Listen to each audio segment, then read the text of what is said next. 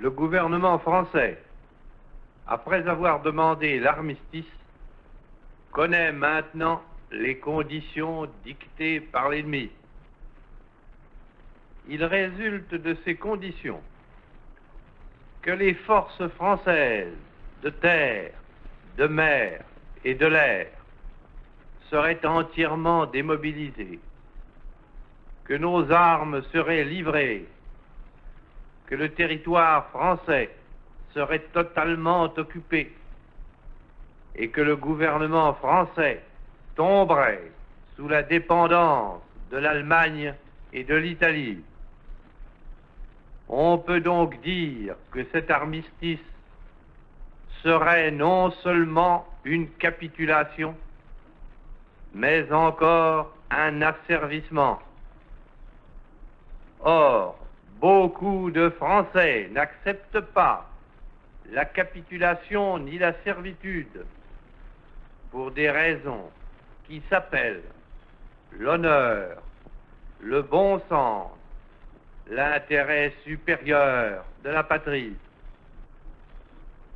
Je dis l'honneur, car la France s'est engagée à ne déposer les armes que d'accord avec ses alliés.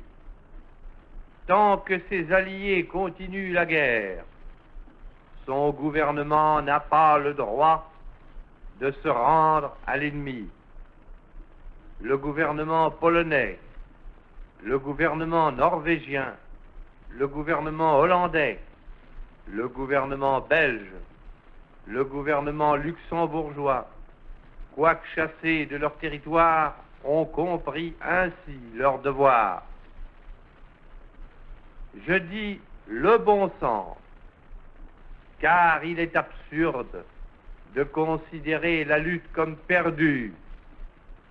Oui, nous avons subi une grande défaite, un système militaire mauvais, les fautes commises dans la conduite des opérations, l'esprit d'abandon du gouvernement pendant ces derniers combats nous ont fait perdre la bataille de France.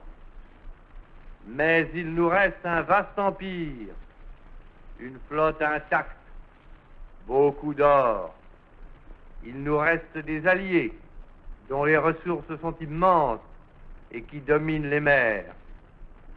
Il nous reste les gigantesques possibilités de l'industrie américaine, les mêmes conditions de la guerre qui nous ont fait battre par 5000 avions et 6000 chars peuvent nous donner demain la victoire par 20 000 chars et 20 000 avions.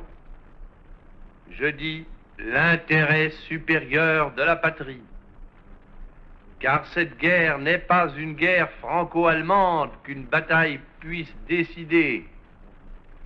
Cette guerre est une guerre mondiale. Nul ne peut prévoir si les peuples qui sont neutres aujourd'hui le resteront demain. Même les alliés de l'Allemagne resteront-ils toujours ses alliés? Si les forces de la liberté triomphent finalement de celles de la servitude, quel serait le destin d'une France qui se serait soumise à l'ennemi? L'honneur, le bon sens, l'intérêt supérieur de la patrie commandent à tous les Français libres de continuer le combat là où ils seront et comme ils pourront. Il est par conséquent nécessaire de grouper partout où cela se peut une force française aussi grande que possible.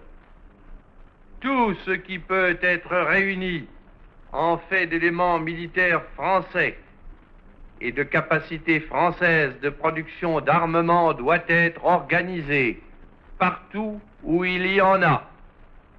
Moi, général de Gaulle, j'entreprends ici, en Angleterre, cette tâche nationale. J'invite tous les militaires français des armées de terre, de mer et de l'air.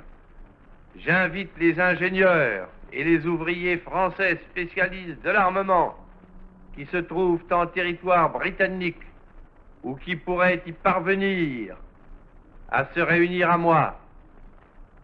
J'invite les chefs, les soldats, les marins, les aviateurs des forces françaises de terre, de mer, de l'air, où qu'ils se trouvent actuellement, à se mettre en rapport avec moi. J'invite tous les Français qui veulent rester libres à m'écouter et à me suivre. Vive la France, libre, dans l'honneur et dans l'indépendance.